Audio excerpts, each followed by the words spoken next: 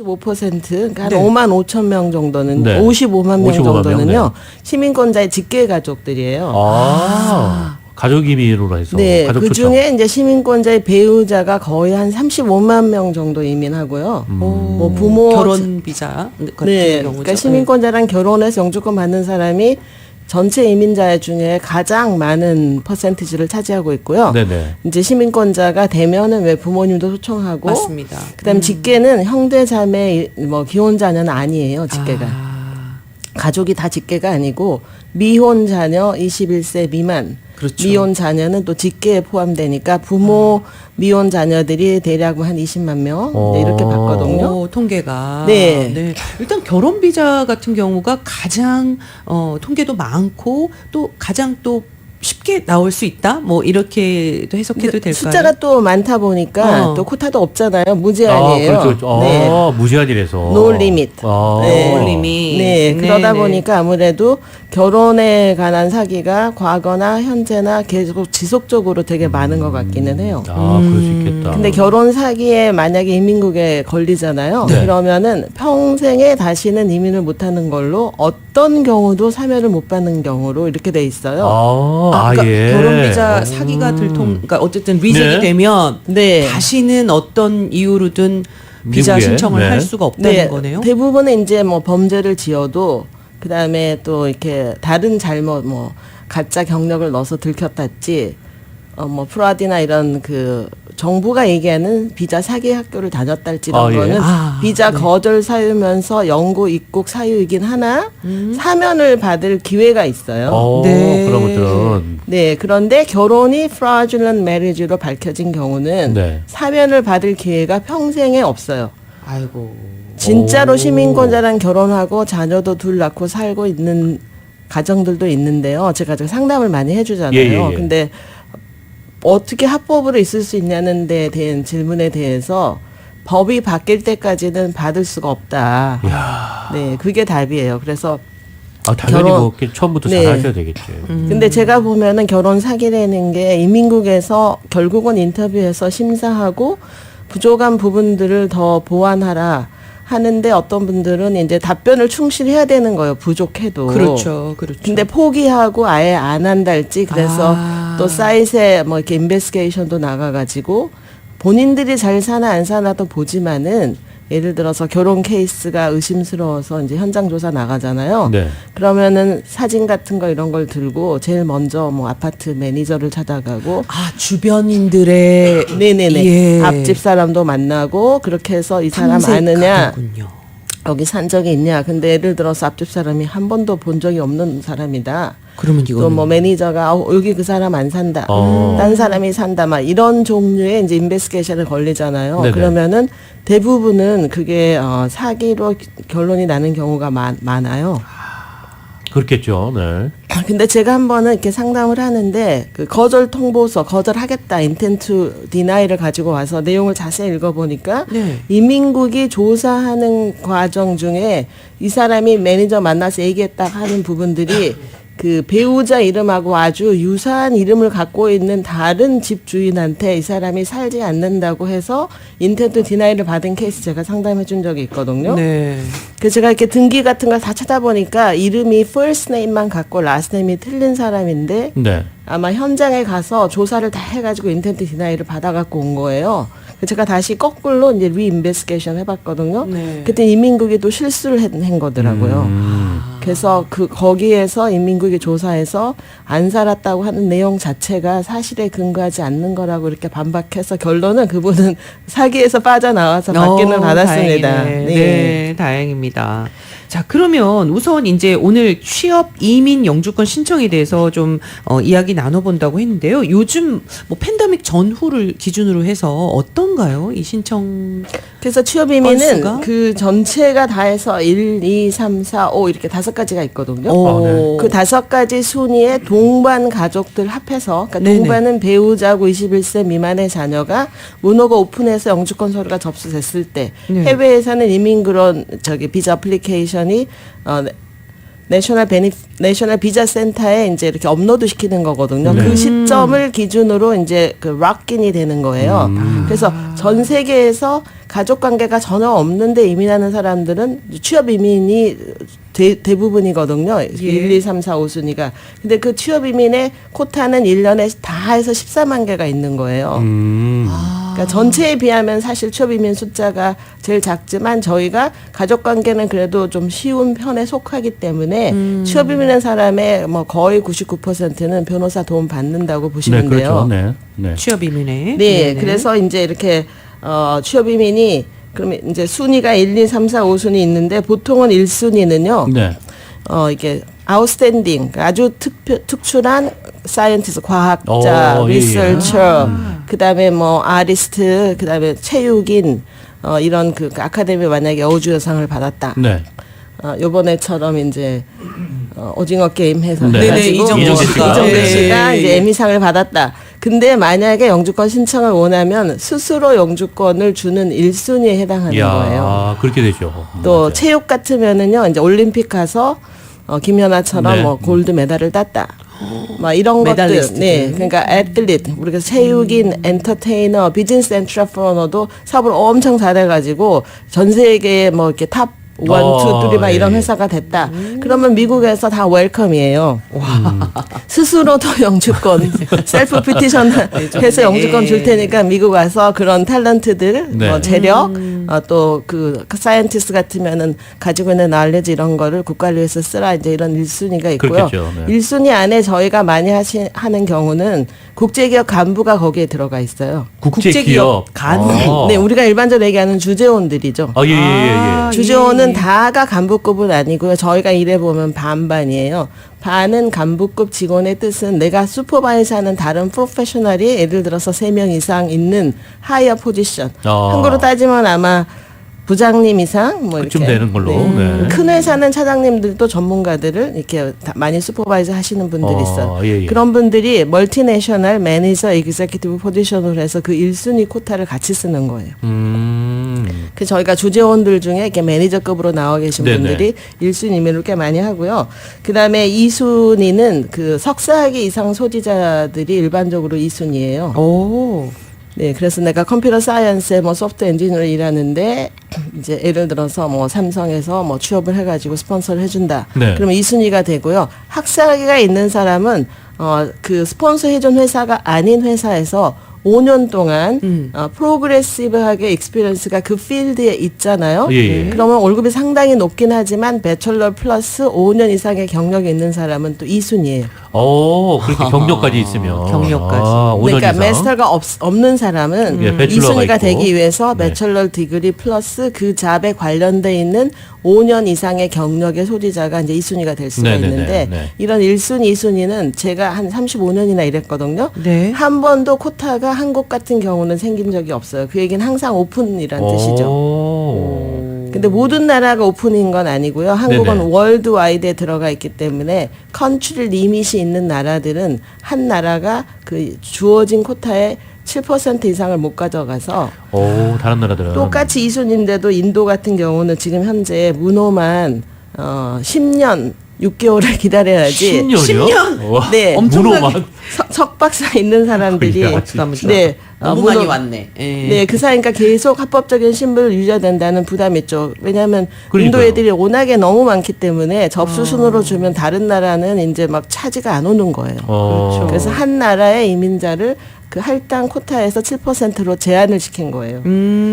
예를 들어 지금 10월에 인도 사람들이 2순위로 뭐 내가 과학자다 이래서 1순위 이렇게 좀 안 되는 사람들이 있거든요. 네네. 이제 석사학위 있는 사람들 그런 사람들은 지금 우선 순위 날짜가 4월 1일 2012년도에 접수한 사람이 인재 문호가 2022년 10월에 풀렸어요. 2012년.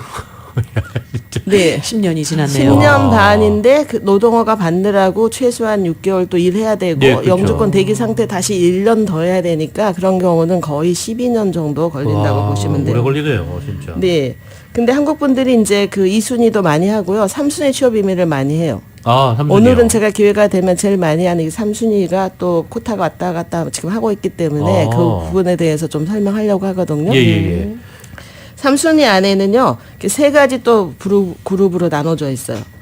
가족 관계가 없는 사람들은 이제 취업 이민해서 이민 오는 게 가족 관계는 코타가 많이 지금 늦어져 있거든요. 예, 예. 네. 근데 취업 이민해서 오면은 가족 관계 신청해서 형제자매 뭐 이렇게 막 14년, 15년씩 기다리고 있는 사람들이 많은 분들은 이민 신청을 한 번 했기 때문에 다른 거는 할 수 없다고 잘못 알고 계시는 거예요. 한 번 했기 때문에. 만약에 형제자매 초청했잖아요. 그럼 한국 같은 경우도 2007년 3월 22일 이전에 신청한 사람이 네. 2022년 10월에 문호가 풀렸어요. 그러니까 대기 기간이 그것도 길었네. 15년하고 뭐 9개월이나 밀려 있잖아요. 예, 예. 근데 지금 신청하면 아마도 20년 걸릴 거예요. 20년. 아이고. 네, 예를 들어서 굉장히 뭐 어렵네요. 필리핀, 멕시코에 형제자매 초청한 사람들은요. 이제 2000년도 6월 1일 날 신청한 사람이 2022년 10월에 문호가 풀렸기 때문에 실제로 22년 4개월을 기다리고 있어요. 와. 형제자매 이런 거는요. 그래서 이 3순위 안에는요 3가지 또 부류가 있어요. 예, 예. 근데 우리가 제일 많이 하는 부류가 프로페셔널 잡이라 그래서 네. 학사학위가 전문적으로 맞는 사람들이에요. 아. 예를 들어 내가 어카운팅 전공했는데 뭐 회계사무실에서 어카운턴트 일한다든지 네네. 그렇죠. 내가 파이낸스 전공했는데 큰 무역회사에서 파이낸셜 애널리스트로 일한다든지 또 메케니컬 엔지니어 뭐 예를 들어서 컴퓨터 사이언스 이런 전문 분야들 있잖아요. 또 저희가 보면은 뭐 이렇게 소셜 워커들도 있고 거기 안에 뭐 이렇게 테라피스트들도 있고 요리하시는 분들도 계시고. 요리하시는 분은 대학 하기에는 요리사가 되는데 필요하지가 않아요. 2년제 대학까지 요리 학교를 나오면은 그 요리 학교를 나온 2년제 전문대 학위가 숭늉공의 자격이 있어요.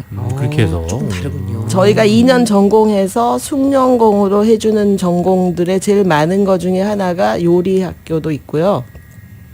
그 다음에 패션 디자이너 중에 네. FIDM 이런 데는 2년제잖아요. 근데 그렇죠. 대부분은 4년제가 일반적인 리퀘어먼이나 미국에서 오래된 전통 학교의 패션 디자인 학교들이 2년제들도 많이 있어요. 아, 그렇죠. 뭐 뉴욕이나 뭐 그렇죠. 네, 네. 예. 그래서 2년제 패션 디자인 하신 분들은 똑같은 일을 하는데 우리가 숭늉공으로 하는 거고요. 근데 직업은 전문직이기 때문에 잡마켓을 테스트하라고 돼 있어요. 취업이비는 고용주가. 네네네. 그러면 전문직은 6가지를 테스트를 하는 거예요. 그러니까 학사학위가 없는 우리가 어소시에이트 디그리 있는 패션 디자인을 할 때는 그 직종이 전문직으로 분류가 돼 있기 때문에 네. 6가지 리크루먼을 하고요. 네. 그다음에 본인은 배철러 디그리를 안 가지고 있잖아요, 신청자가. 그렇죠, 그렇죠. 그러면 저희가 이민 청원서는 이제 스킬드 월커로 해서 청원서를 받는 전문직적으로 거예요. 해서. 네. 네. 그다음에 2년제 중에 이제 그 요리학교 나온 사람들이 꽤 많아요. 그렇겠네. 네, 맞아요. 네, 네, 네. 근데 요리학교를 나와서 예를 들어서 그냥 쿡으로 일한다 그러면은 쿡이 비숙련공으로 돼 있어요. 그러니까 요리학교를 나온 다음에 셰프가 돼야 되는데 그렇네요. 실질적으로는 셰프가 되기 어려운 경우가 많지만 이제 이렇게 코타가 셰프가 되기 위해서 또 그 경험이라는 치가 또 예, 네, 가중이 경험은 되니까. 2년 이상만 있으면 셰프가 될 자격이 있고 인민법 규정에는 네. 그 2년의 경력이 어소시에이트 디그리 있는 걸로 대체가 가능하기 때문에 법 규정상 2년제를 나오면 셰프가 될 자격이 있어요. 그래서 그렇군요. 저희도 실제로는 셰프에 조금 미달이지만 학위가 있기 때문에 영주권을 좀 빨리 받기 위해서 네네. 셰프로 소속한 경우가 종종 있지요. 한국 분들이 그렇군요. 좀 그쪽 계통으로 또 많이 취업 이민 신청하시죠. 네네네. 그런 거 말고도 뭐 프로덕션 전공을 하는 사람들, 주얼리 세이공 전공을 한 사람들, 2년제 뭐 패런 메이킹 뭐 스쿨에서 뭐 졸업을 했달지, 네네. 그러니까 뭐 설티피켓 1년짜리 뭐 내가 비행사가 되기 위해서 11교시 트레이닝 받고 뭐 패런사도 1년 코스들이 많거든요. 있죠, 예. 그런 것들은 1년은 룰에 없어요. 아예. 뭘 대체한다는 게 없어요. 그래서 설티피켓 프로그램은 저희가 경력으로도 저희가 쓸 수가 없어요. 그렇군요. 그렇군요. 네, 그리고 그러면 숭늉공. 변호사님 그럼 숭늉공 얘기하기 전에 네. 제가 잠시 전하는 말씀 듣고 와서 3순위에 지금 이제 숭늉공 얘기를 들어갈 거잖아요. 숭늉공, 비숭늉공 예, 예. 그 얘기 제가 예, 그 해드릴게요. 얘기를 네. 전하는 네. 말씀 듣고 돌아와서 네. 계속 이어가도록 하겠습니다. 바로 오겠습니다. 네, 여러분께서는 좋은 아침 좋은 하루 1부 함께하고 계십니다. 네. 네, 제인정 종합법률사무소의 제인정 변호사님과 함께 저희가 이제 취업 이민 영주권 신청에 대해서 이야기하고 있는데 숭늉공, 비숭늉공 비숭늉공, 네. 이렇게 좀 전문직. 나누어서 네. 전문직. 네, 전문직은 제가 조금 전에 설명해드렸고요. 이제 숭늉공하고 비숭늉공도 그 카테고리도 되게 많이 하는 케이스예요. 아, 예. 그래서 저희가 이제 숭룡공은 법이 요구하기에 2년 이상의 경력을 필요하다고 하는 잡들이에요. 예를 들어서 오로 메케닉 같은 거. 네. 그 다음에는 저희가 보면 이렇게 리갈, 변호사 사무실 리갈 세크레터리, 또 메디컬 세크레터리 이런 거는 약간 숭룡 어드미시브 어시스턴트라 그래서 숭룡공 안에 들어가 있는데 리갈 메디칼이 아닌 또 세크레터리는 비숭룡공으로 돼 있어요. 아, 또 따로. 네. 그런데 똑같이 내가 리갈 세크레터리인데 경력이 그냥 일반 세크레터리 경력이 1년밖에 없다.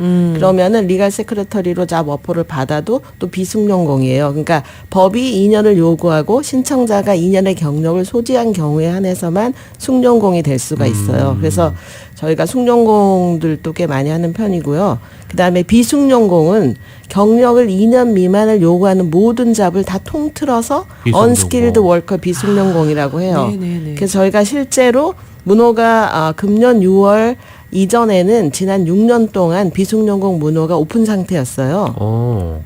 그 얘기는 단순 노동직, 예, 예를 예. 들어서 내가 뭐 이런 리코스토어에 캐시어로 일한다. 식당에서 웨이터, 웨이트리스 뭐 이런 네네. 캐시어, 네. 부엌에서 주방에서 도와주는 뭐 푸드 헬퍼? 프로페셔널 예, 워커 예. 이런 잡들 또 웨어하우스 많이 가지고 온라인 요즘에 세일하시는 아, 예, 예, 의류 예. 계통 회사들이 많거든요. 네네. 그런 데서는 오더 받아서 데이터 입력하고 인벤토리 체크업하고 하는 저희가 뭐 오더 클럭, 뭐 스탁 클럭 이런 거, 그 다음에 에어라스맨, 이런 잡들이 저희가 경력 하나도 필요 없어요. 학력도 필요 없어요. 그러니까 신분만 합법으로 유지하고 있으면은 가까운데 스몰 비즈니스도 자격이 되는 데가 되게 많거든요. 아, 그렇군요. 네, 그래서 저희가 어떨 때는 유학생들이 와가지고 공부하는 사이에 이제 실제로 이렇게 식당 같은 데서 서버로 일할 때 식당이 스폰서를 영주권 나오는 상태에서 일하는 걸로 공부하는 동안에 수속하면은 금년 6월 이전에는 평균적으로 2년 만에 영주권을 받을 수가 있었던 거예요. 맞아요. 오, 저도 주변 지인분 그렇구나. 중에 한 분이 그렇게 해서 네. 영주권을 근데 서울 받은- 대사관에는 불행하게 단순 노동직 비숙련공 영사가 의심을 많이 해서 진짜가 아닐 거다. 그래서 아. 무조건 떨어지진 않지만 바로 비자를 주는 경우가 극히 드물고 조사하고 까다롭군요. 이민국에 돌려보내서 2년 3년씩 엑스트라를 기다리는 경우가 많으니까 저희가 대사관에서 쏘가는 경우는 비숙련공을 이렇게 오래 걸릴 소지가 많아서 많이 추천하지 않아요. 지금 비숙련공이 어떻게 됐냐면 금년 6월에 갑자기 국무성이 코타를 후퇴를 시킨 거예요. 후퇴를 시켰는데 그 후퇴시킨 날짜가 19년 5월 8일로 했기 때문에 한 3년을 코타를 백업을 시켰는데요. 네네. 6월에서 10월 사이에 4개월 지났잖아요. 근데 그 4개월 사이에 다시 1년 1개월을 풀어줬어요. 그래서 지금이 9월인데 다음 달 코타를 벌써 발표했거든요. 오. 10월에 문호가 6월 1일 2020년으로 풀려서 이제 이게 이렇게 좀 고무줄처럼 당겨졌네요. 많이 당겨진 거예요. 네. 그런데 미국 내에 합법으로 세제하고 있는 사람들이나 불법이지만 이사 Y 조항이 있어서 벌금으로 영주권을 접수할 수 있는 사람들은 Days for Filing이라는 게 이민국이 국무성하고 조율해서 서류 접수를 먼저 빨리 접수하는 날짜를 가르쳐줘요. 근데 그 날짜는 갑자기 2년 3개월 또 다시 풀어준 거예요. 다음 달에. 그래서 많은 분들이 이제 지난 4개월 동안 이제 울상이죠. 코타가 3년이 백업했으니까. 그랬다가 다시. 난 영주권 대기 상태에서 2년 반 3년을 더 기다려야 또 기다려야 된다. 되니까. 그런데 다음 달 문호를 요번에 국무성이 발표했는데 국무성은 문호는 6월 1일 2020년으로 풀어주고 이민국이 발표한 Days for Filing, 그러니까 사파로한 영주권 신청을 신청할 수 있는 날짜는 9월 8일 2022년으로 풀어준 거예요. 와. 오, 그 얘기는 땡겨서. 10월인데 예. 한 달만 간격을 남겨놓고 문호가 풀리려면 꽤 많이 기다려야 되는데 사파로 영주권서를 접수해준다는 얘기는 접수하고 나서 비이민 비자를 더 이상 유지 안 해도 된다는 뜻이기도 해요. 예. 조금 혼란스러운 것 같은데요. 네, 네, 당사자들은. 그래서 지금 이렇게 이 부분이 문호가 풀렸는지 모르는 사람도 많이 있고요. 그렇겠죠. 그쵸. 네. 거의 그다음에 모를 것 같아요. 또 문호가 좀 풀리는 것만 국무성의 비자 블루튼에 보면은 또 데이스 포 파일링 날짜가 안 보여요. 이건 이민국에서 별도로 찾아야 되는 거예요. 그것도 뭘 따오도 모르시겠네. 그런 전문가들만 네, 알겠지. 그래서 아마 이주공사나 이런 분들을 무시해서가 아니라 법이 어떻게 이렇게 막 자주 예, 예, 바뀌는 예, 거를 그렇죠. 파악을 못하면 네. 이 파이널 액션 데이트 우리가 노선순위 컷오프 데이트만 보고 접수할 수 있는 거를 접수할 수 없다고 조언하는 데들이 의외로 꽤 많기 때문에 10월서부터는 9월 8일 22년 이전 날짜라는 네. 거는 거의 다 노동호가 나온 사람은 다 이전 날짜예요. 예, 예. 그래서 그렇죠. 거의 문호가 풀린 거랑 상관없이 영주권 서류를 다음 달서부터 저희가 또 접수를 할 수 있기 때문에 오. 저희가 지난 4, 5개월 동안 접수 못한 사람들한테 저희는 또 다 연락을 해서 다음 달서부터 도로 접수할 수 있게 됐다. 이전에는 신분을 잘 유지하고 워킹퍼밋 받아서 잘 일하고 있다 이렇게 또 창의하다가 문호가 갑자기 이렇게 확 당겨지면 예, 또 예. 손님들은 몰라요. 그렇죠. 모르시죠. 저희가 연락을 해서 10월서부터는 도로 다 접수할 수 있게 됐으니까 다 준비하라 그렇게 저희가 예. 설명을 하고요.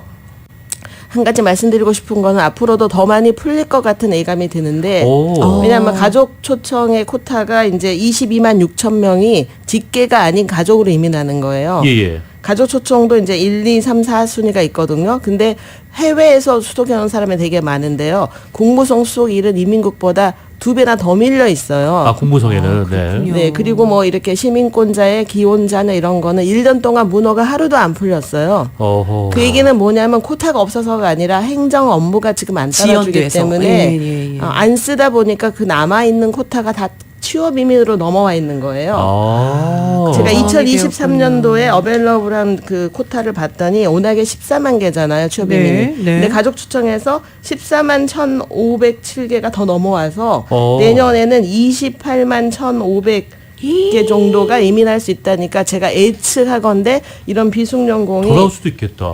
조금 더 빨리 풀리지 않을까 이제 그런 예상을 예, 예. 전문가로서 코타를 예측해 보면서 주시는 거죠. 좀 할 수가 있어요. 그렇겠네요. 넘어온 네. 것 때문에. 그리고 이제 취업 이민 오늘 하는 거니까 4순위, 5순위에 대해서는 4순위는 종교자들 이민이에요. 아. 그러니까 종교자 중에 왜 올데인드 된 미니스터가 뭐 신교가 우리가 얘기하는 프로테스탄 신교가 예, 예, 예. 많지만 저희가 부디스트 스님들도 해드리고 신부님 신부님들도 해외에서 종교 비자로 오신 분들이 있거든요. 네. 이제 이런 분들 또 우리가 얘기하는 뭐 전도사님들, 선교사님 이런 예. 분들이 종교 이민 4순위 이민인데 4순위는 전체 코타의 7.1%니까 뭐 약간 9,940명 정도가 네. 1년에 동반 포함해서 이민하는 거고 나머지 7.1% 9,940명이 우리가 일반적으로 아는 투자 이민 EB5를 하고 투자 이민. 있어요. 그렇군요. 네. 투자 그렇군요. 이민도 직접 투자해서 고용력 10명을 창출하는 거가 네네. 주지만 한국 분들 같은 경우는 90%가 간접 투자 리지널 센터 케이스를 하고 있는 거예요. 아, 그렇군요. 네. 야, 이거 네. 제인정법률사무소의 제인정 변호사님과 얘기를 하면 정말 시간이 어떻게 가는지 진짜 순삭이에요. 아니, 순삭. 그리고 이제 가장 중요한 거는 일단 제인정 변호사님이 좀 발 빠르세요. 그렇죠? 그쵸, 맞아요. 정보 네. 취득이 굉장히 빠르게 항상 제가 방송하면서 느끼는 게 야, 이걸 알고 있었을까? 네. 그러니까요. 당사자들이 이 바뀐 법안에 대해서 그렇죠. 이렇게 좀 포커스하고 있었을까 네, 하는 그런 3년 뒤로 생각을 갔다가 해요. 갑자기 또 그러니까요. 접수하라 그러니까 6, 7, 8, 9, 4개월 동안 굉장히 많은 변화가 지금 있기 때문에 변호사들도 공부를 열심히 안 하면 잘 못 따라갈 수 있어요. 그러니까요. 그럴 것 같아요. 네. 네, 네. 야, 항상 보이면은 정말 부지런하신 것 같아. 맞습니다. 네, 하루 세끼 밥 먹듯이 공부를 계속하면은 미스를 안 하고 좀 빨리빨리 우리 캐치업할 수 제인정 있습니다. 변호사님 너무 네네. 바쁘셔요. 네. 근데 바쁘시더라도 여러분들 제인정 종합법률사무소에 이 외에도 취업 이민 외에도 여러 가지 이제 이민법 관련해서 상담하시기 원하신다면 전화 주세요. 213-738-0928 213-738-0928번입니다. 네. 네. 지금까지 제인정 종합법률사무소의 제인정 변호사님과 함께 말씀 나눠봤습니다. 오늘 좋은 정보 감사드립니다. 네, 감사합니다. 감사합니다. 여러분께서는 좋은 아침 좋은 하루 일부 함께하고 계십니다. 잠시 전하는 말씀 듣겠습니다.